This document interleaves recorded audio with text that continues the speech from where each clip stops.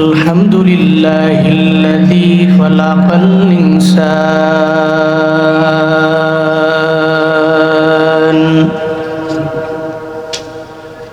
وكرم وعلمه من البيان ما لم يعلم فسبحان الذي لا يحصى امتنانه باللسان ولا بالقلم ونشهد أن لا إله إلا الله وحده لا شريك له لا ضد له ولا ند له ولا مثل له ونشهد أن سيدنا وسندنا وحبيب ربنا وطبيبنا وطبيب قلوبنا ومولانا محمدا عبده ورسوله صلى الله تعالى عليه وعلى آله وأصحابه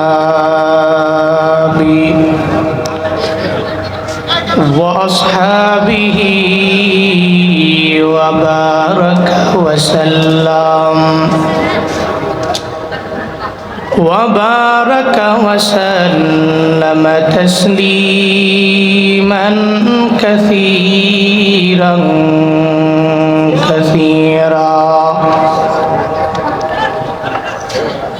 أرسله بالحق بشيرا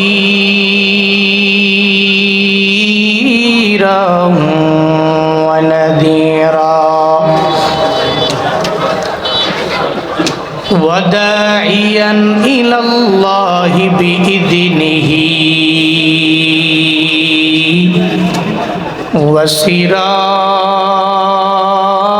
وسراجا منيرا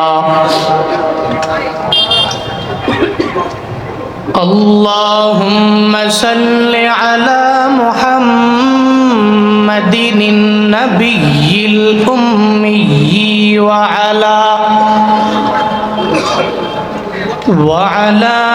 آله وسلم تسليما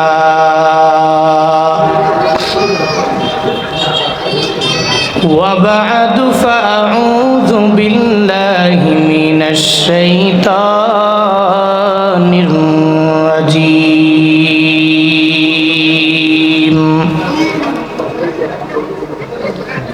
بسم الله الرحمن الرحيم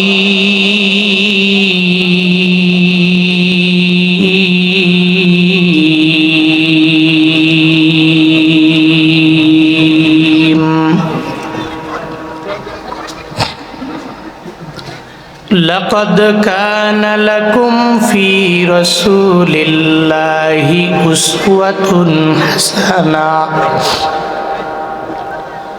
أسوة حسنة لمن كان يرجو الله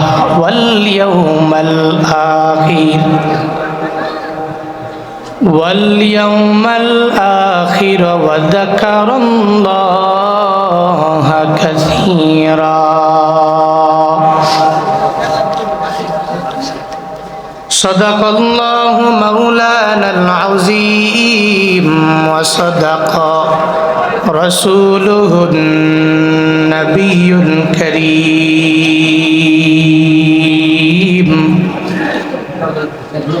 ونحن على ذلك لمن الشاهدين والشاكرين والذاكرين والحمد لله رب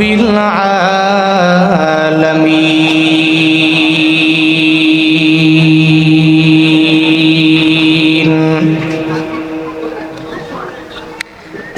سبحانك لا علم لنا أنت العليم الحكيم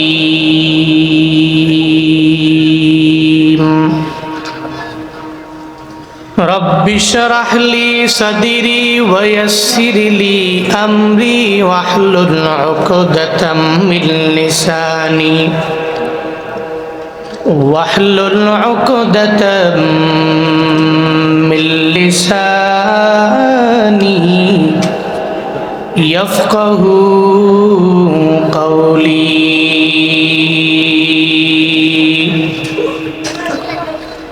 ربي زدني علما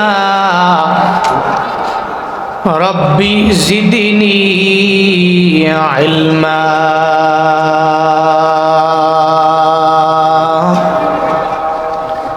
ربي زدني علما ربي يسر ولا تعسر وتمم علينا بالخير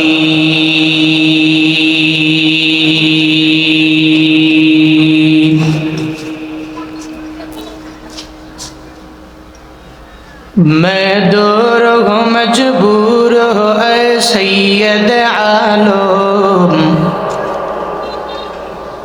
मैं दूर हूँ मजबूर हो ऐ सैयद आलम दीदार दिखाते नहीं आवाज सुना दो दीदार दिखाते नहीं आवाज सुना दो मैं सूरत यूसुफ को नहीं चाहने वाला मैं सूरत यूसुफ को नहीं चाहने वाला मैं कैस के मानंद नहीं आशिक लैला मैं कैस के मानंद नहीं आशिक लैला मैं आशिक मौला हूँ मेरा इश्क दवाना मैं आशिक मौला हूँ मेरा इश्क दवाना ये जुमला जहाँ जिसके तजल्ली से उजाला ये जुमला जहाँ जिसके तजल्ली से उजाला শুরুতেই আমাকে একটু উচ্চ কণ্ঠে উচ্চ আওয়াজে জবাব দিবেন এই সুন্দর মজলিসটি পেয়ে আপনারা খুশি না বেজার সবাই এক বাক্যে জুড়ে বলতে হবে খুশি না বেজার আজকের এই মাহফিলের আয়োজন যারা করেছেন এত বড় আয়োজন করতে গেলে সময় সাপেক্ষ ব্যয়বহুল এরপরে অক্লান্ত পরিশ্রমের বিনিময়ে এই সমস্ত মহাসম্মেলনগুলো দাঁড়ায় যারা পরিশ্রম করেছেন ছোট থেকে ছোট বড় থেকে বড় আল্লাহ প্রত্যেককে দ্বীনের জন্য ইসলামের জন্য কবুল করেন সকলেই পড়ি আমিন আল্লাহ প্রত্যেককে দুনিয়া এবং আখেরা উভয় জগতে কল্যাণকামীদের অন্তর্ভুক্ত বানায় দেন পড়েন আমিন আজকের এই মাহফিলে যে আসলেন এই যে বসলেন বাদাল মাগরিব মানুষের জীবনে সবচেয়ে ইম্পর্টেন্ট টাইম মাগরিবের পরে দেখবেন মানুষ অনেক ব্যস্ত আমরা যারা রোডে ঘাটে থাকি দিন রাত গাড়িতেই থাকা হয় এতটুকু জানি সারা দিনে যেই জ্যাম লাগে না, মাগরিবের 10 মিনিট আগে এবং মাগরিবের 10 মিনিট পরে প্রত্যেকটা বাজারে এর চাইতে ডাবল জ্যাম লাগে। এই জন্য বাদাল মাগরিব যেখানে বয়ান করি, ওই ম্যাপে যতটুকু দেখায় ওইটা আসলেও ঠিক না। মাগরিবের সময় ধরতে হয় আধা ঘন্টা বেশি। প্রত্যেকটা বাজারে মানুষের সংখ্যা বেশি মাগরিবের আগে এবং পরে, ইম্পর্টেন্ট টাইম। কেউ গুরুত্বপূর্ণ কাজ করে, কেউ সারাদিন ডে লেবার যারা, দিন মজুর যারা, দিনে আনে দিনে খায়, এরা মাগরিবের পরে এসে চায়ের দোকানে আড্ডা মারে। আবার আরো অনেকে আছে বৈশা বৈশা হিসাব করে, সারাদিন কাজ করলা বেতন কত, বেতন ভাগ বটোয়ারা করে। দিন শেষে বাদাল মাগরিব জীবনের একটা ইম্পর্টেন্ট সময় দিনের, কিন্তু আপনারা এই কাজগুলোকে গুরুত্ব দেন নাই। আজকের এই মাহফিলে কিছু আলোচনা শোনার জন্য বসে আছেন। আমি দোয়া করি আপনাদের জন্য, আল্লাহ আপনাদেরকেও কবুল করেন। ভাই সব এই যে আসলেন, আসার মতো, বসার মতো, কিছু বলার এবং শোনার মতো তৌফিক দিবেন কে? দিছেন কে? তাহলে ওই আল্লাহকে একটু রাজি করা দরকার আছে না নাই? সকলেই ওই রবের শেখানো কালিমাতুশ শুকর চিল্লায় একবার করে সমস্বরে পড়ছি আলহামদুলিল্লাহ। আমার সাথে বলুন রব্বানা লাকাল হামদ। সবাই পড়তে হবে রব্বানা লাকাল হামদ হামদান কাসীরান তাইয়িবান মুবারাকান ফি ইয়া রাব্বি লাকাল হামদু কামা ইয়ানবাগি লিজালালি ওয়াজহিকা ওয়া আযীমি সুলতানিকা লাকাল হামদু বিল কুরআন লাকাল হামদু বিল ইসলাম লাকাল হামদু বিল ঈমান। এই যে একটা জুমলা পড়লাম, একটা বাক্য আমাদের জবান দিয়ে বের করলাম, আমরা প্রশংসাটা করলাম কার? আর একটু আওয়াজ করে বলেন না কার? রবের প্রশংসা করলে লাভ না লস? উপকার না অপকার? বলেন না, উপকার না অপকার? তো রবের প্রশংসা যদি কোনো বান্দা করে, নির্দিষ্ট কোনো সময় নয়, বরং রবের প্রশংসা যদি কেউ করে, ও বান্দা দুনিয়াতেও কামিয়াব, আখিরাতেও কামিয়াব। ঘোষণা কি আমার না আল্লাহর? আরো জোরে বলেন না কার? আল্লাহ ইন্না আউলিয়া আল্লাহ লা খাউফুন আলাইহিম ওয়ালা হুম ইয়াহজানুন।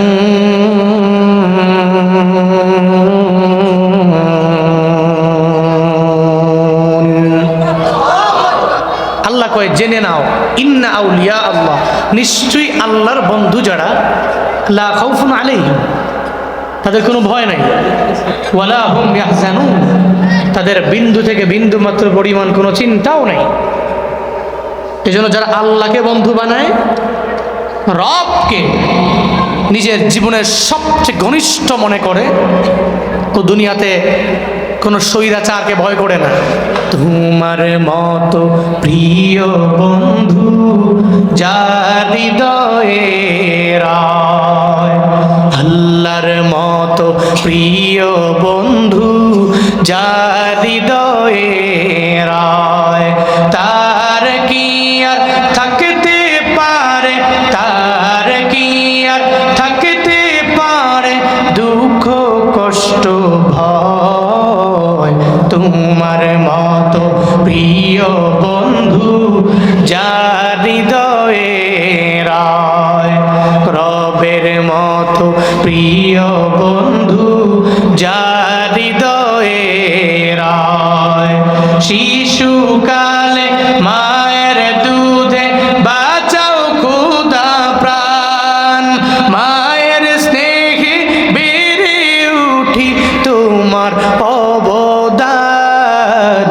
বন্ধু হয় ভালোবাসা, বন্ধু হয় ভালোবাসা, ছড়াও জগৎ তোমার মতো প্রিয় বন্ধু যার হৃদয়ে রয়, আল্লাহর মতো প্রিয় বন্ধু যার হৃদয়ে রয়, তার কি আর থাকতে পারে, তার কি আর থাকতে পারে দুঃখ চিন্তা ভয়, তোমার মতো প্রিয় বন্ধু যার হৃদয়ে রয়, আল্লাহর মতো প্রিয় বন্ধু যার হৃদয়ে রয়। ঠিক কিনা?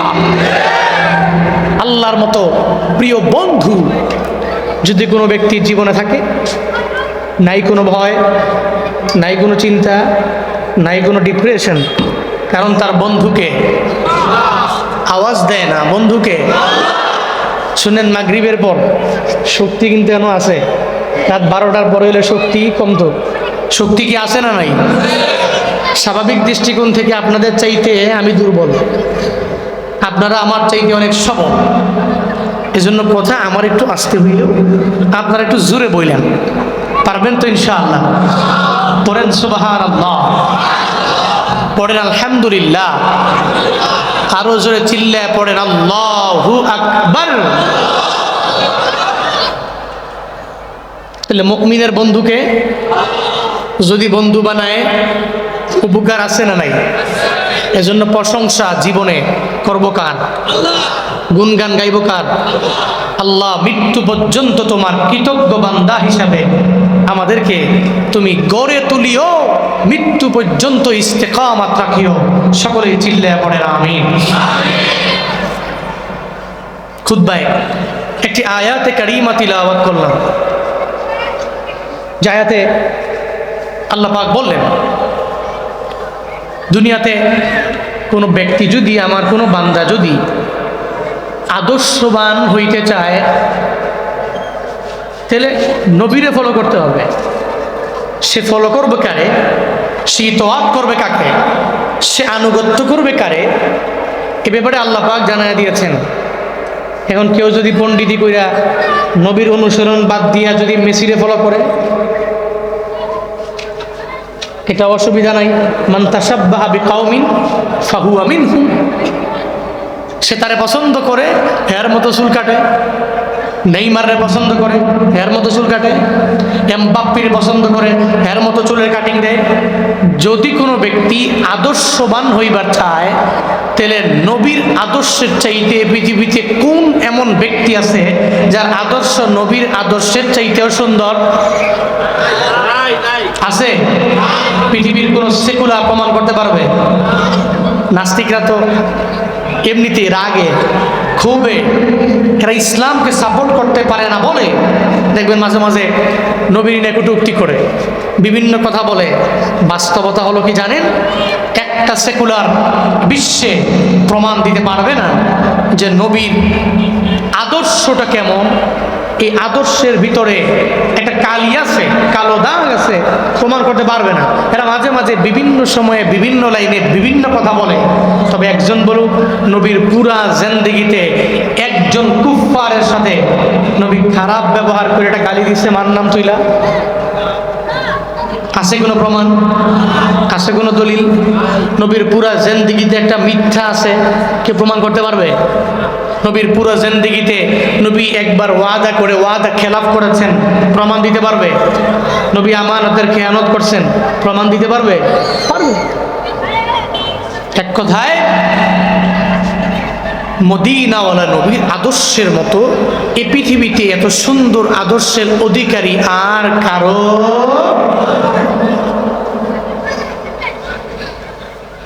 লাকাদ কানা লাকুম ফি রাসূলিল্লাহি উসওয়াতুন হাসানাহ উসওয়াতুন হাসানাতুল লিমান কানা ইয়ারজুল্লাহা ওয়াল ইয়াউমাল আখির واليوم الآخر وذكر الله كثيرا আল্লাহ বলেন, আই মানুষ, মদিনাওয়ালা নবীর মাঝেই তোমাদের জন্য রয়েছে উত্তম আদর্শ। ওই আদর্শে নিজের আদর্শবান বানায় নাও। যদি কোনো বান্দা আমার মাওলারে রাজি বানাইতে চায়, যদি কোনো বান্দা আখিরাতের দিনের প্রতি পরিপূর্ণ বিশ্বাস স্থাপন করে বান্দা যদি আগায়, তাহলে আমার নবীরে ফলো করা লাগবে। ওই নবীর আদর্শে পরিপূর্ণ নিজের আদর্শবান বানানো লাগবে। কারণ নবীর আদর্শ এত সুন্দর, যদি কেউ মানে, মুফাসসিরিন কেরামগণ জানায়া দিলেন না আয়াতের ব্যাখ্যায়, কেউ যদি আমার নবীর ফলো করে দুনিয়ার মধ্যে চলাফেরা করে, আসমানের নিচে জমিনের ওপরে ওর চাইতে দামি, ওর চাইতে সম্মানী আর কেউ হতে পারবে না। মায়ার নবীর আদর্শ বড় সুন্দর। যেই আদর্শে যেই বান্দাটা এই আদর্শের মালা গলায় লাগায় আগাবে, ওই বান্দার আদর্শ বড় সুন্দর হয়ে যাবে, জীবনটাও সুন্দর হয়ে যাবে। কারণ পুরা জিন্দেগিতে যার কোনো গালি নাই, কোনো মিথ্যাও নাই, ওয়াদা করে মায়া নবী খেলাফ করলেন না। যেই নবীর পুরা জিন্দেগিতে কোনো আমানতের খেয়ালত নাই, কোনো দুর্নীতি নাই, কোনো অন্যায় নাই, কোনো অপরাধ নাই, ওই নবীর আদর্শ যদি কোনো বান্দা বাস্তবায়ন করে আগায়া যায়, তারও পুরা জিন্দেগিতে মিথ্যা রইবে না, তার পুরা জিন্দেগিতে আমানতের খেয়ানত হবে না, দুর্নীতি করতে পারবে না। ওই বান্দা ওয়াদা করে ওয়াদা খেলাফ করতে পারবে না। তার আদর্শ হয়ে যাবে আমার মদিনাওয়ালা নবীর আদর্শের মতো। নবীর আদর্শ নিয়ে যদি আগায়, আল্লাহ তার সম্মানটা অনেক পরিমাণে বাড়ায়া দিবে। এই জন্য তো আমগো মুসলমানেরা, উলামায়ে কেরামেরা আমার নবীর আদর্শ মানলো। নবীর আদর্শ মাইনা মদিনাওয়ালা নবী জানায়া দিলেন, কোন ধর্মের লোকেরা, অন্যান্য ধর্ম অবলম্বী মানে হিন্দু, কোন খ্রিস্টান, কোন বৌদ্ধ যদি তোমার দেশের মধ্যে থাকে, এদের সাথে কোনো অন্যায় আচরণ করা যাবে না, এদের উপরে জুলুম করা যাবে না, এদের উপরে নির্যাতন করা যাবে না। স্বৈরাচার বিদায় নেওয়ার পর যখন হিন্দুদের মন্দিরগুলা পাহারা দেওয়ার জন্য উলামায়ে কেরাম জানায়া দিল, এই মাদ্রাসার তোলাবারা, তোমরা মন্দিরে যাও আর এই মন্দিরগুলোরে গিয়া গিয়া একটু পাহারা দাও। হিন্দুদের দুর্গা পূজা গেল গত 2 মাস আগে রে বাবা, ওই দুর্গা পূজার ভিতরেও কত যুবকেরা গেল, এদের সাপোর্ট দেওয়ার জন্য বলে তোমাদেরকে কেউ আঘাত করবে না, কোনো জুলুম করা হবে না, কোনো নির্যাতন তোমাদের উপরে করা হবে না। হিন্দুদের দুর্গা পূজায় আমার মুসলমানের সন্তানরা যাইয়ারা পাহারা দেয়, হিন্দুদের মন্দিরে যাইয়া মুসলমানের সন্তানেরা পাহারা দেয়, হিন্দুদের মন্দিরে মাদ্রাসা তুলাবা ইলমের দিনেরা সারা দিন লাগায়া মাদ্রাসার মধ্যে ক্লাস করে, এরপরে রাতে ঘুমায় না, ওই মন্দির পাহারা দেওয়ার জন্য যায় লাইনে লাইনে দাঁড়ায়, যাতে করে হিন্দুদের মন্দিরে কেউ বিন্দু থেকে বিন্দু মাত্র পরিমাণ কেউ আঘাত করতে না পারে। কারণ মুসলমানদের একজন নবী আছে, ওই নবী শিখায়া দিল, এই উম্মতেরা, লাকুম দীনুকুম ওয়ালিয়া দীন, তোমাদের ধর্ম তোমাদের জন্য, আমার ধর্ম আমার জন্য। আমি আমার ঈদুল ফিতর উদযাপন করব, কোনো অসুবিধা নাই। ঈদুল আজহা উদযাপন করব, আমারটা আমি করব, তোমারটা তুমি করবা। তোমার দুর্গা পূজায় তুমি যাইবা, তবে তোমার দুর্গা পূজা জীবনেও কোনোদিন আমার পূজা হতে পারে না। আমার যদি হেল্প লাগে আমি যাব, আমি তোমারে সাপোর্ট দেওয়ার জন্য পাশে দাঁড়ায়া যাব। মন্দিরগুলো আমরা পাহারা দিব, যাতে করে তোমার মন্দিরে কেউ জুলুম করতে না আসে। এই হিন্দুদেরকে আমরা এত পরিমাণে মহাব্বত কইরা কইরা মন্দির পর্যন্ত পাহারা দিলাম। আর নবী জানায়া দিল, হিন্দু তোমার এলাকায় থাকবে, তোমার দরবারে নিরাপদ, খ্রিস্টান তোমার এলাকায় থাকবে নিরাপদ, কোন বৌদ্ধ তোমার এলাকায় থাকবে নিরাপদ। এক কথায় আমার ধর্মের মতো শান্তির ধর্ম এই পৃথিবীর কোন জায়গায় হতে পারে না, ঠিক কিনা?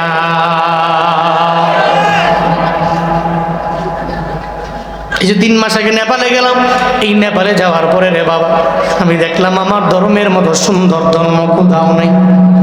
বুঝতে পারি মাঝে মাঝে হিন্দুদের রাজ্যে গেলে, ইন্ডিয়া গেলে, নেপালের মধ্যে গেলে আমার ধর্মের মতো সুন্দর ধর্ম কোথাও খুঁজে পাওয়া যায় না, মুসলমানদের মতো এত সুন্দর আখলাক আচরণ পাওয়া যায় না। এই মুসলমানেরা আমার মদিনাওয়ালা নবীর আদর্শ মাইনা চলিও, সাবধান, জীবন লাইনচ্যুত হওয়া যাবে না। আল্লাহ পাক বলেন নবীর আদর্শের মাঝেই রয়েছে তোমাদের জন্য উত্তম আদর্শ। ওই উত্তম আদর্শ তুমি গ্রহণ করে বান্দা তুমি আগায়া যাও। কেমন আদর্শ মানবা? নবী রাস্তা দিয়ে কেমনে হাঁটলেন ওখানে ফলো করে নাও। নবী যদি ডান দিক দিয়ে হাঁটেন তো তুমিও নবীরে ফলো করে ডান দিকে হাঁটে যাও। নবীর জিন্দেগিতে যেহেতু মিথ্যা বলেন নাই, নবীর আদর্শ মানতে যাইয়া তুমিও মিথ্যা বলবা না। নবীর আদর্শ এমন পাক, আমার মদিনাওয়ালা নবীর আদর্শ এত পরিমাণে সুন্দর। এই সুন্দর আদর্শ দিয়া তোমার সমাজটারে পরিপূর্ণ গঠন করে নাও। আমগো দেশের ইন ফিউচারে যেই সমস্ত লিডারেরা নেতৃত্ব দিয়ে দিবে আমার দেশে, ওই লিডারেরাও যদি আমার নবীর আদর্শের মালা গলায় লাগায় নেতামি করে লিড দেয়, যদি আমার দেশটা সোনায় ভরপুর হয়ে যাবে, ঠিক কিনা? আগে তো নবীর আদর্শের মালা গলায় লাগাইতে পারে নাই, এজন্য এদেশের মানুষগুলো এত পরিশ্রম করলো, এত এত উপার্জন করে, দিন নাই রাত নাই পরিশ্রম করে প্রবাসীরা এরা কষ্ট করে রেমিটেন্স পাঠাইছে, আর এক একজনে নিজের ব্যক্তিগত ব্যাংকে নিয়ে ঢুকাইছে, ঠিক কিনা? এক একজনের অ্যাকাউন্টে এত পরিমাণে টাকা, পদ্মা ব্রিজ এরকম 40টা করা যাবে, ঠিক কিনা? এরা যদি আমানতদার হয়ে নবীর আদর্শের মালা গলায় লাগায় মনে করতো যে এটা আমানত, আমি খেয়ানত করব না, মনে রাখবেন আমার দেশ কিসের সিঙ্গাপুর, কিসের মালয়েশিয়া, এদেশের মানুষগুলো যেই পরিমাণে পরিশ্রম করতে জানে, প্রত্যেকটা মানুষ ডে লেবার, দিন মজুর, দিনে আনে দিনে খায়, এরপরেও পরিশ্রম করে এদেশ সোনায় ভরপুর হইতে সময় লাগতো না। ইন ফিউচারে যে সমস্ত লিডাররা, যে সমস্ত নেতারা, এরাও যদি চিন্তা করে নবীর আদর্শের মালা গলায় লাগায় চলবো, তাহলে দেশটাকে সোনায় ভরপুর বানানো সম্ভব, ইম্পসিবল নয়। কিন্তু এরা যদি পূর্বের স্বৈরাচারের মতো এদেরকে ফলো করে অগ্রগামী হয়, কয় ক্ষমতা এতদিন ছিল না, এখন পাইছি, এখন এই ক্ষমতার অপব্যবহার করব। মনে রাখবা ফেরাউনের ক্ষমতা বেশি দিন নয়, নমরুদের ক্ষমতা বেশি দিন নয়, মুহাম্মদ সাল্লাল্লাহু আলাইহি ওয়াসাল্লামের ক্ষমতা আজও সারা বিশ্বে বিশ্বে প্রান্তে প্রান্তে মুসলমানরা ফলো করে। এমন এক নেতৃত্বের আসনে বৈশা আমানতের খেয়ানত না কইরা যদি নবীর মতো নেতা হতে পারো, তোমার মরণের পরে কেউ আলহামদুলিল্লাহ পড়বে না, প্রত্যেকটা মানুষ ইন্না লিল্লাহ পড়বে, চিল্লা কও ঠিক কিনা? মরণের পরে যদি মনে করো মানুষ আমার মরণের পরে ইন্না লিল্লাহ না কই আলহামদুলিল্লাহ পড়ুক, তাহলে যা মন চায় তাই করো। কিন্তু মনে রাখিও একটা মানুষ মারা গেল, মানুষ মৃত্যুবরণের পরে, আরে কুকুর যদি মরে যায়, কুকুর মাঝে মাঝে রোড ঘাটে কুকুর মারা যায় না, দেখবেন কুকুর মরে গেছে, শিয়াল মরে গেছে, আর কুকুর যদি মরে যায় এরপরেও দেখবেন ড্রাইভাররা মারা গেছে, ড্রাইভাররা ইচ্ছা করে তার চাকাটা ওই কুকুরের উপর দিয়ে নেয় না। আমি আরো সম্মানিত হওয়ার পরেও তোমার মরণের পরে মানুষ কয় আলহামদুলিল্লাহ, কুকুর মরছে আফসুস করে, মানুষ মরছে আফসুস করে নাই। ভাবো একটু বালিশের সঙ্গে মাথা লাগায়া, এটা কেমন জীবন, কেমন জীবন এটা? কি লাভ হবে টাকা দিয়া, কি লাভ হবে বাড়ি দিয়া, কি লাভ হবে দামি 5-6টা 8টা গাড়ি দিয়া, কি লাভ হবে যদি আমার মরণের পরে মানুষ আলহামদুলিল্লাহ কয়?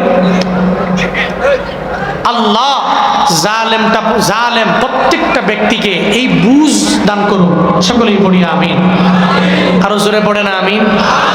ইন ফিউচারে যে সমস্ত লিডাররা আসবে, আমি রিকোয়েস্ট করছি বাড়াবাড়ি করেন না। আজকেও দেখলাম আস্তে আস্তে একজন বক্তার মাহফিলে আসছে নেতামি করার জন্য। বক্তা সাহেব বয়ান করবে, আপনি আসবেন, আপনি লিডার, বক্তা সাহেব অবশ্যই আপনি এলাকার নেতা, আপনাকে সম্মান করবে। আপনি আসবেন, ডানে বামে চেয়ার যদি থাকে বসবেন, না হয় পিছনে সুন্দর করে নিচে বসে যাবেন। 5 মিনিট বয়ান শোনার পরে বক্তার কাছে একটা ছোট্ট স্লিপ দেওয়া হবে। যদি বক্তা ভালো মনে করেন আপনাকে সময় দিবেন, যদি মনে করেন যে না বয়ানের মাঝে সময় দিলে বয়ানের ব্যাঘাত ঘটবে, তাহলে আপনি সুন্দর করে সালাম দিয়ে চলে যাবেন, আর না হয় বক্তার দোয়ার পরে ভাষণ দেওয়ার জন্য আসবেন। এই সমস্ত পাতি নেতাগুলো এলাকায় যারা আছে, যারা মাহফিলের মাঝামাঝি আইসা বক্তার বয়ান বন্ধ কইরা, বক্তার বয়ানটাকে অফ কইরা তার নিজের বক্তব্যটাকে বেশি প্রায়োরিটি দেয়, এরা গত স্বৈরাচার যারা ছিল এদেরই চালা চামুন্ডা, এদের অবস্থা এমন পরিমাণ হবে, এমন একটা পরিস্থিতি হবে, একটা সময় হারিকেন দিয়েও খুঁজে পাওয়া যাবে না। চিন্তা কর ঠিক কিনা? এদেরও হারিকেন দেওয়া খুঁজে পাওয়া যাবে না। আগে যে সমস্ত নেতারা বাধা দিত প্রত্যেকটা মাহফিলে, এদের পাওয়া যায় না। এখন মাহফিলের ধারে কাছেও নাই।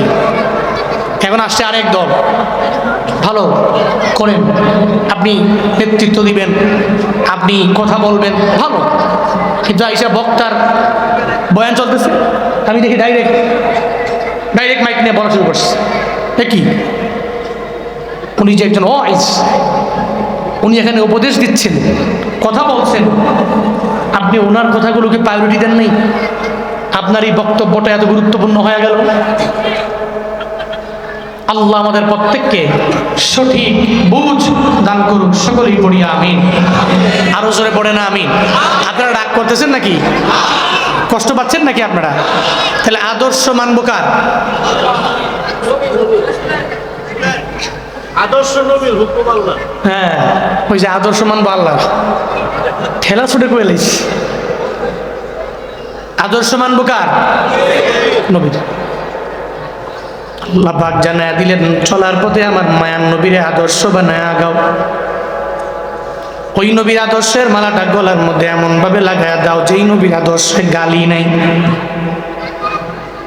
7 দিন পর্যন্ত টানা যখন নবীর ঘরের মধ্যে খাবার নাই, চুলার মধ্যে আগুন জ্বলে না, হাসান হুসাইনের পেটে খাবার নাই, নাতিরা ক্ষুধা লাগলে দৌড়ে আগে দাদার দরবারে যায়, নানার দরবারে যায়, নানায় থাকলে যা বলে ও নানা, ও দাদা, পেটের ক্ষুধার যন্ত্রণা সহ্য করতে না পেরে আপনার দরবারে চলে আসলাম, পেটের মধ্যে ক্ষুধা লাগলো, একটু খাবার কিনা দেন। হাসান হুসাইনের নবী মহাব্বত করেন, দৌড়া যখন নবীর দরবারে আসলেন, আইসা নবীরে জানায় দিলেন, নানা আমার পেটের মধ্যে খাবার নাই, একটু খাবার দিয়া দাও। সঙ্গে সঙ্গে আমার মায়ার নবী জানায় দেয়, ও হাসান হুসাইন, তোমাদের পেটের মধ্যে আমি কেমনে খাবার দিব, আমার পেটেই তো খাবার নেই।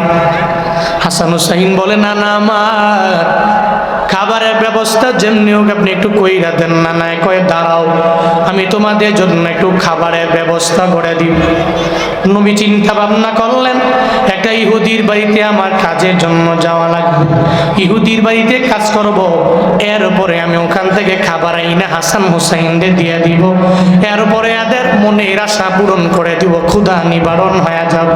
ও আল্লাহর বান্দারা, মায়ার নবী চিন্তা করে ইহুদির বাড়িতে কাজের জন্য যাওয়া লাগবে, কিন্তু নবীর উম্মতেরা কেমন জানি হয়ে গেল, একটু বিপদে বললেই, একটু মুসিবতে বললেই ভিক্ষার জন্য প্লেট নিয়ে মরে মরে দাঁড়ায় যায়। একটা ভালো মানুষ চাইলে ভিক্ষাবৃত্তি না করলেও পারে, এরপরেও ভিক্ষার জন্য প্লেট নিয়ে মরে মরে দাঁড়ায়। ঢাকার শহরে গেলে ভালো মানুষ চাইলে কাজ কাম কইরা খাইতে পারে, কিন্তু এই লোকেরা কাজের দিকে যায় না, শুধু প্লেট নিয়ে নিয়ে বিভিন্ন মোড়ে দাঁড়ায় যায়। না রে ভিক্ষুকেরা, ইসলামের মধ্যে 2টা জিনিস হলো হালাল, তবে হালাল হলেও নিকৃষ্ট হালাল। 1 নম্বরে তালাক আর 2 নম্বরে ভিক্ষা। 1 নম্বরে তালাক, 2 নম্বরে ভিক্ষা, এই 2টা হালাল, তবে নিকৃষ্টতম হালাল। জীবনে মনে রাখবা, আল্লাহ যদি বড় বড় বিপদের মধ্যে ফালায়া দেয়, আমার রবের দরবারে আবদার জানাও, আল্লাহ গো, জীবনে ভিক্ষাবৃত্তি করার জন্য রাস্তায় নামায়ও না। বউয়ের সাথে ঝগড়া করার পরে এই তালাক নামক নির্দিষ্ট হালাল কাজ তুমি আমার দ্বারা করায়ও না। আল্লাহর দরবারে বান্দা দোয়া করবা। আমার মায়ার নবী হাসান হুসাইনে জানায় দেয়, ও হাসান হুসাইন, তোমরা দাঁড়াও, আমি নবী যাব, এরপরে কাজ কইরা তোমাদের জন্য খাবার নিয়ে আসবো। মায়ার নবী রওনা হয়ে গেল ইহুদির বাড়িতে যাইয়া। এবার ইহুদির বাড়ির সামনে গিয়া ইহুদিরে ডাক দেয়, হ্যাঁ ইহুদি বাড়ি আসনি? বলে আসি। বলে কে আপনি? বলে আমার পরিচয় আমি দিব না, একটু তুমি বাড়ির বাইরে আসো। ইহুদি বাড়ির বাইরে আসলেন, আইসা দেখে মদিনাওয়ালা নবীরে দেখলেন, কিন্তু নবীরে চিনেও না, নবীরে জানেও না। আমার নবীর চেহারা মুবারক এত সুন্দর, যেই সুন্দর চেহারার প্রতি প্রেমে পড়ে গেলেন। প্রেমে বইরা এত সুন্দর মানুষ আমার বাড়িতে কাজের জন্য কেন আসলা? দেখলে তোর মনে হয় একটা বড় ভালো বংশের ছেলে তুমি, কিন্তু আমার বাড়িতে কাজের জন্য কেন আসলা? কই কেন আসলাম তোমারে বলবো না, ওই আগে পরিচয় দাও। মায়ার নবী বলে আমি পরিচয় দিব না, আগে বলো না তোমার বাড়িতে কাজ আছে না নাই? যদি কাজ থাকে তাহলে তোমার বাড়িতে আমি কাজের জন্য লেগে যাব, এরপরে ওই কাজের উপর ডৌকন তুমি আমারে দিলে আমি চলে যাব। মায়ার নবী এটা বলে ইহুদি জানায়া দেয়, হ্যাঁ যুবক, তোমার জন্য একটা কাজ আমার বাড়িতে আছে। ওই কূপ থেকে পানি উঠাইবা, এক বালতি পানি উঠাইলে তোমারে 3টা খেজুর দেওয়া হবে। যদি 2 বালতি উঠাইতে পারো তাহলে 6টা খেজুর দেওয়া হবে। ধারাবাহিকভাবে যদি তুমি বালতিগুলো উঠায় পানি যদি দিতে পারো তাহলে তোমারে খেজুর দেওয়া হবে প্রত্যেক বালতির বিনিময়ে 3টা। মায়ার নবী বলে দেয়, ও ইহুদি, বালতি আমার হাতে দাও, আমি খুব বরাবর যায় তোমারে বালতি দিয়া পানি উঠায় দিব। মায়ার নবী বলার পরে বালতি যখন দিয়া দেয়, যখন রহমাতুল লিল আলামিন বালতি নিয়ে খুব বরাবর যায়, 1 বালতি পানি ওঠায়, 2 বালতি পানি ওঠায়, 3 বালতি পানি ওঠায়, এভাবে ধারাবাহিক 8 বালতি পানি ওঠানোর পরে 9 নাম্বার বালতিটা যখন রহমাতুল লিল আলামিন খুব বরাবর সারতে দেরি, সঙ্গে সঙ্গে ওই কূপের মধ্যে বালতিটা পড়ে গেল রশি ছিঁড়িয়া। ইহুদি দেখার পরে মদিনাওয়ালা নবীর প্রতি রাগান্বিত হইয়া যখন নবীর দরবারে আসে, আইসা বলে, এই যুবক, তুমি ইচ্ছা করে কেন বালতিটা কূপের মধ্যে ফালাইয়া দিল? নবী কয়, না রে, আমি ইচ্ছা করে বালতিটা ফালাই নাই। কয়, না, তুমি ইচ্ছা করে আমার ক্ষতি করার জন্য আমার বাড়িতে আসলা। নবী আর পরে বলেন, না, ইচ্ছা করে আমি বালতি ফালাই নাই, তোমার ক্ষতি করার জন্য তোমার বাড়ির মধ্যে আসি নাই। ইহুদি বারবার বলে, এই যুবক, তুমি আমার বালতি ফালাইয়া দিছো। নবী জানায় দেয় আমি ফালাই নাই। একটা পর্যায়ে যাইয়া নবীর প্রতি রাগান্বিত হয়ে যায়, ক্রোধান্বিত হয়ে যায়। সঙ্গে সঙ্গে আমার মায়া নবীর গাল মোবারকের মধ্যে ইহুদি জুড়ে একটা থাপ্পড় লাগায় দেয়। নবীর থাপ্পড় মারার পরে নবী সঙ্গে সঙ্গে ইহুদিরে বলে, রে ইহুদি, আমার গালে থাপ্পড় মারলা, তুমি আমার রাগান্বিত হইয়া, ক্রোধান্বিত হইয়া এই যে থাপ্পড় মারলা, আমার গালের মধ্যে গোস্ত নাই, খানার অভাবে ক্ষুধার যন্ত্রণায় গোস্তগুলা শুকাইয়া আমার পরিপূর্ণভাবে হাড্ডি পর্যন্ত বের হয়ে গেল। তুমি আমার হাড্ডিতে থাপ্পড় মারার পরে হাতে ব্যথা পাইছো নি? আমারে জানা। কি কয়? তুমি আমার গালে থাপ্পড় দেওয়ার পরে হাতে ব্যথা পাইছো নি? আগে আমারে জানা। আমরা হইলে কি করতাম? তুই আমারে মারছো, চিনো নাই, মানে চিনো নাই। ওই পাড়ায় গেছে খেলতে, পাড়ায় গিয়া খেলার সময় মারামারি লাগছে। এখন ওই পাড়ায় তো পাওয়ার হলো ওই পাড়ার পোলাপান দেন, এই পাড়ার তো আর তাদের পাওয়ার নাই। বইলা দিছে, তোমার পাড়ায় আসছিলাম, তুমি আমারে চিমটা দিছিলা, মনে রাখবা, টিট ফট টেট। চিমটা দিলে খামটা দেয়। আমগো পাড়ায় যাইও, আমার বন্ধু আছে, তোমার ফিডায়া একবার 1.5 সেরা করবো মনে, ঠিক কিনা? আমরা প্রতিশোধ পড়ে। কিন্তু মদিনাওয়ালা নবীর আদর্শ ছিল এমন, তিনি ইহুদিরে বলে, ইহুদি, তুমি আমার গালের মধ্যে জোরে থাপ্পড় মারলা, তুমি আগে বলো তোমার হাতে ব্যথা পাইছো কিনা। ইহুদি মনে মনে চিন্তা ভাবনা করে, আমি কার গালের মধ্যে থাপ্পড় লাগাইয়া দিলাম? এই লোকটা বুঝি এমন মানুষ, তার গালের মধ্যে থাপ্পড় লাগাইয়া দিলাম, কাজটা ভালো করলাম না।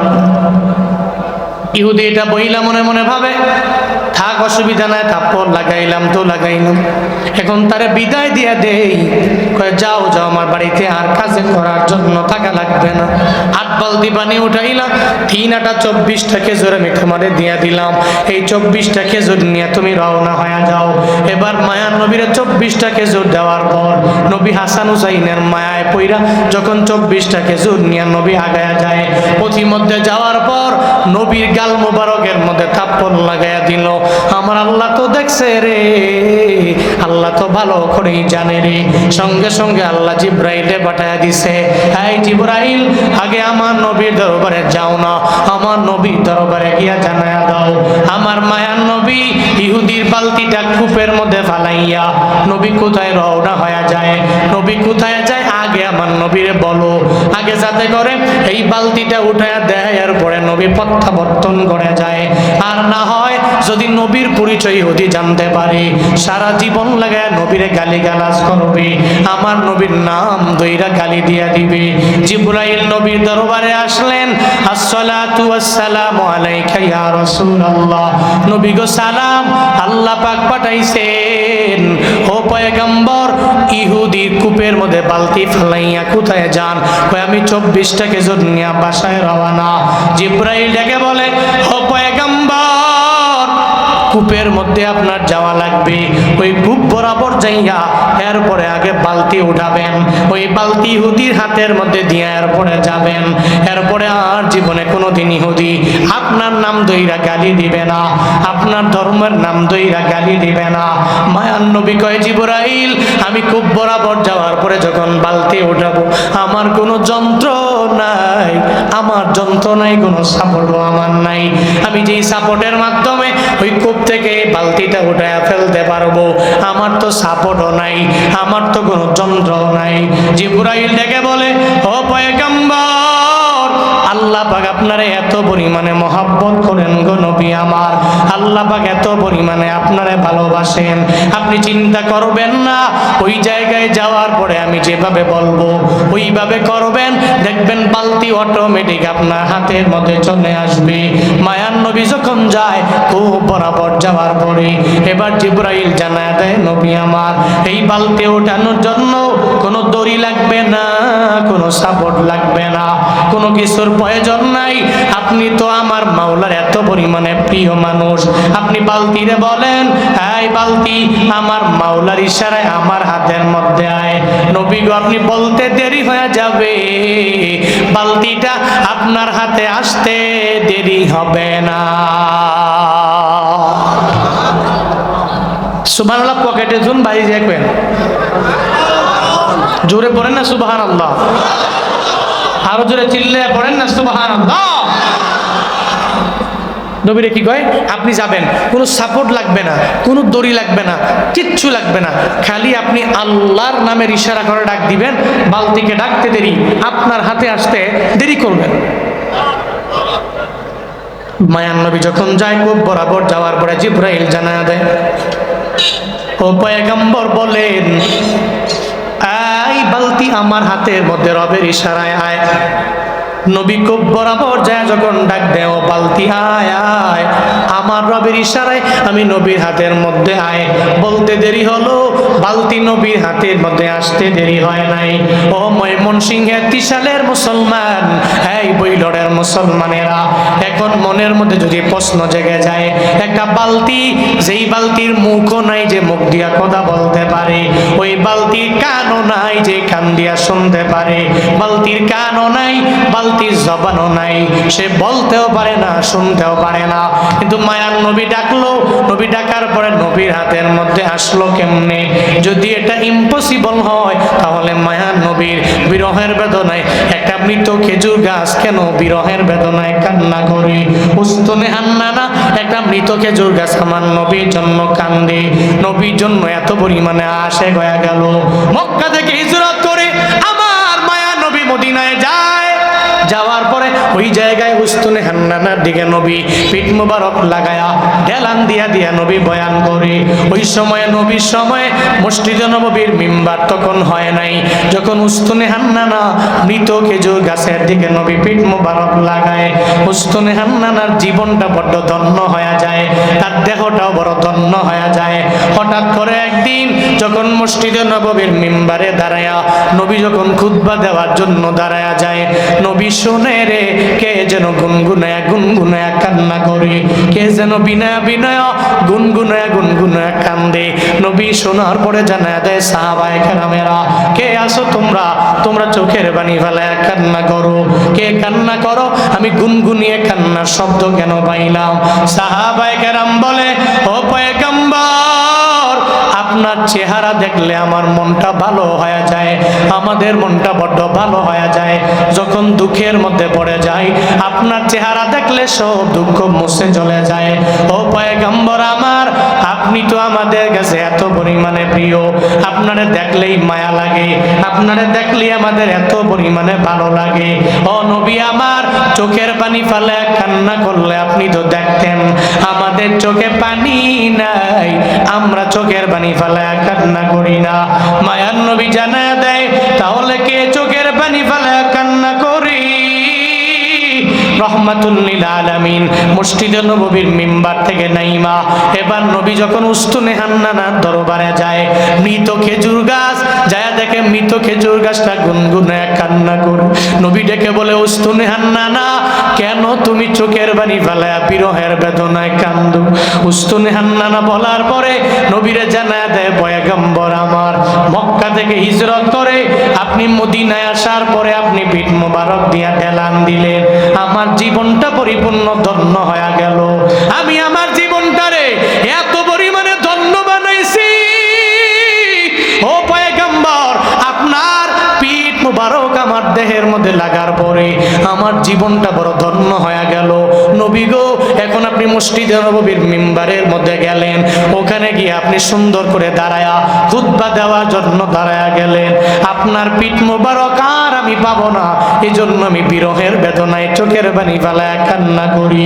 আপনার দেহ মুবারকের ছোঁয়া আর আমি উস্তুনে হান্নানা পাবো না, এই জন্য চোখের পানি ফেলায় বিরহের বেদনায় কান্না করি। বড় আল্লাহু আকবার। এই জন্য আমি চোখের পানি ফেলায় বিরহের বেদনায় কান্দি, আপনার ছোঁয়া যে আর পাবো না। উস্তুনে হান্নানা নবীর বিরহের বেদনায় কান্দে, নবীর ছোঁয়া মুবারক, নবীর দেহ মুবারক, নবীর পিঠ মুবারকের কোনো ছোঁয়া পাবে না, এই চিন্তা করে উস্তুনে হান্নানা কান্দে। আর আশিকে রাসূল যারা আছেন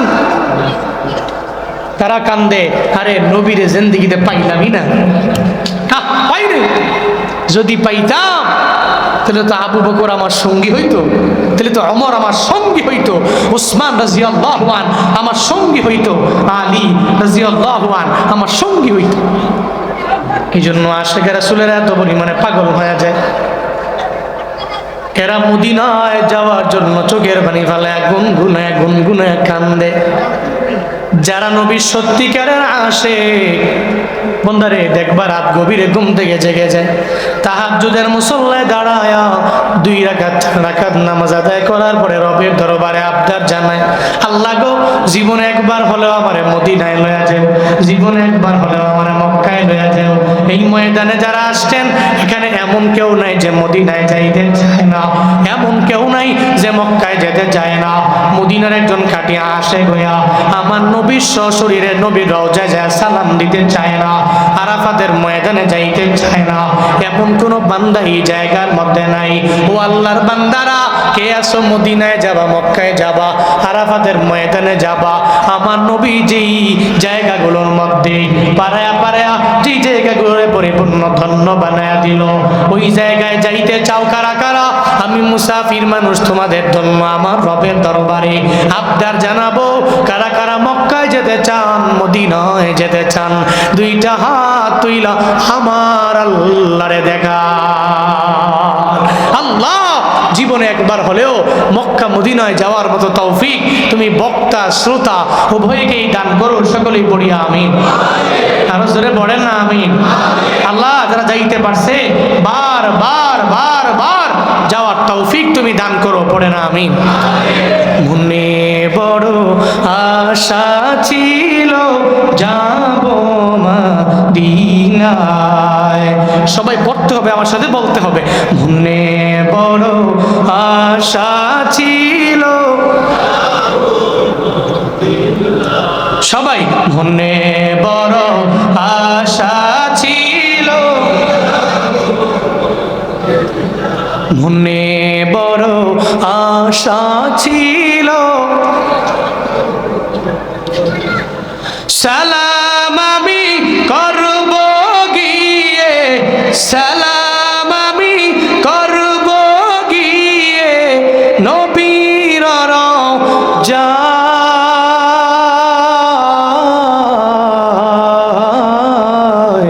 মনে বড় আশা ছিল,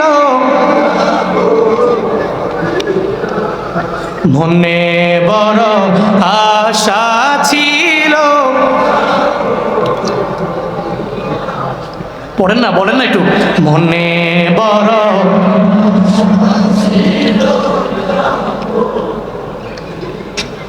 আরব সাগর পাড়ি দিব, নাইকো আমার তোরি পাখি নয় তো উড়ি যাব জানাতে ভোর করি।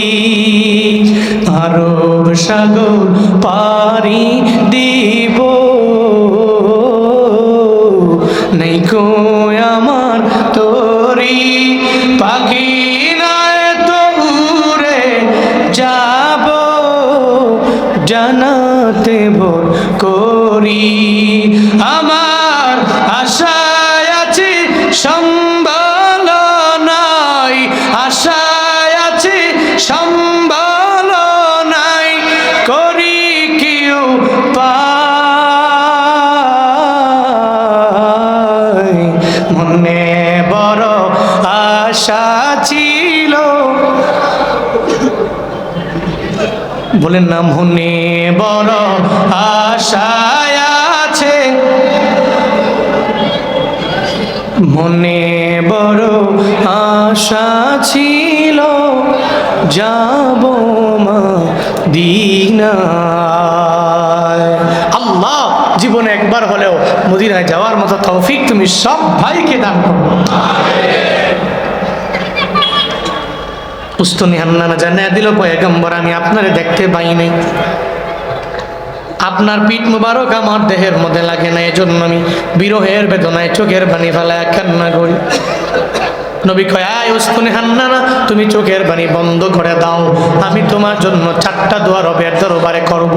1 নম্বরে নবী দোয়া করলেন, আ উস্তুনি হান্নানা, আমি তোমার জন্য রবের দরবারে দোয়া কইরা দিলাম, আল্লাহ পাক যাতে করে তোমারে জীবিত বানায়া দেয়।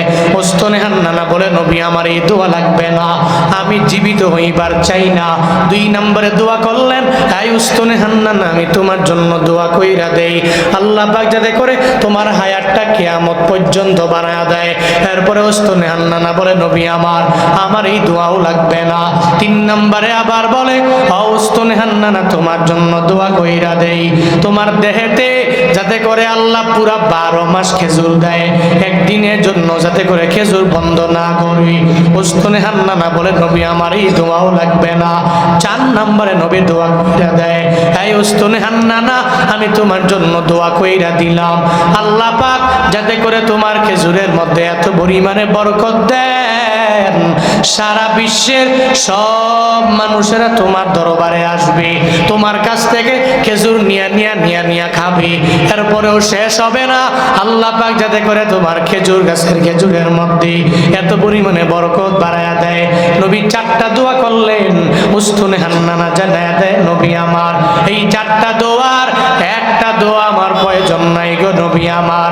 ও পয়গম্বর আমার, এই দুনিয়া আমার লাগবে না, আখিরাত আমার কাছে বড্ড জরুরি গো পয়গম্বর, কারণ দুনিয়াতে কয়দিন আর আপনারে দেখবো, আপনি যেদিন দুনিয়া থেকে বিদায় নিয়ে চলে যাবেন, আমার আর জীবন্ত বডি দিয়া কোনো লাভ নাই। যেই জায়গায় নবীরে দেখব না, ওই জায়গায় আমি উস্তুনে হান্নানা। এই দুনিয়ার মধ্যে কিয়ামত পর্যন্ত আমার বাইচা থাইকাও লাভ নাই। ও নবী আমার, হাসরের ময়দানে যেই জান্নাতের মধ্যে আল্লাহ পাক আপনারে মায়া কইরা ঢুকায়া দিবি, আল্লাহর কাছে দোয়া কইরা দেন, আল্লাহ যাতে করে ওই জান্নাতের মধ্যে আমারে ঢুকায়া দেয়। আমি ওই জান্নাতে থাকবো, আর ওই জান্নাতে থাইকা নবী আপনারে দেখবো। আমার জীবন বড্ড ধন্য হয়ে যাবে।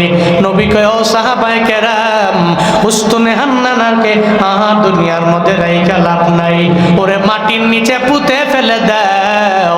উস্তুনে হান্নানার জন্য আমি রবের দরবারে আবদার জানাইলাম। এই উস্তুনে হান্নানা দুনিয়া বিলাইনের কোনো দোয়া সে গ্রহণ করে নেয় নাই। দুনিয়া লাগবে না, তার নাকি আখিরাত বড্ড জরুরি।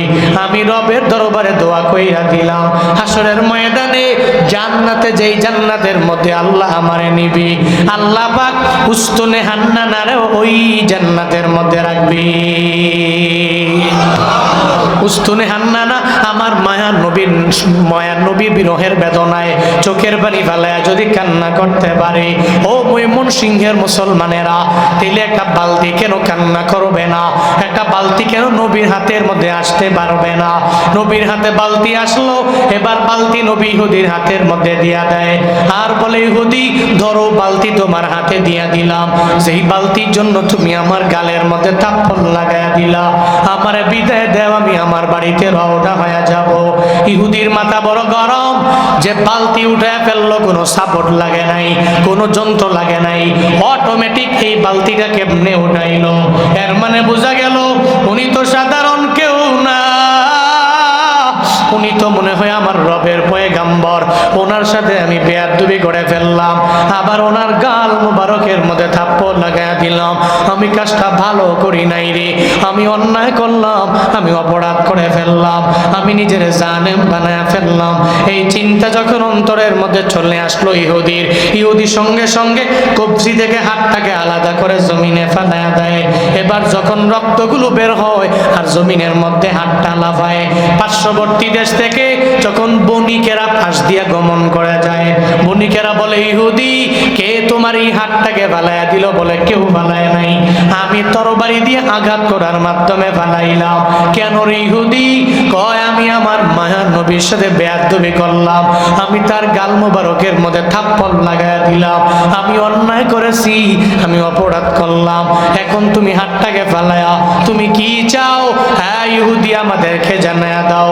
ইহুদি ডেকে বলে, ও বণিকেরা, আমার ওই নবীর সন্ধান দাও, ওই নবীর দরবারে আমি যাব, ক্ষমা নিয়ে আমার মৃত্যুবরণ করা লাগবে, আবার তার হাতে আমি কালেমা পড়ে মুসলমান হইবার চাই।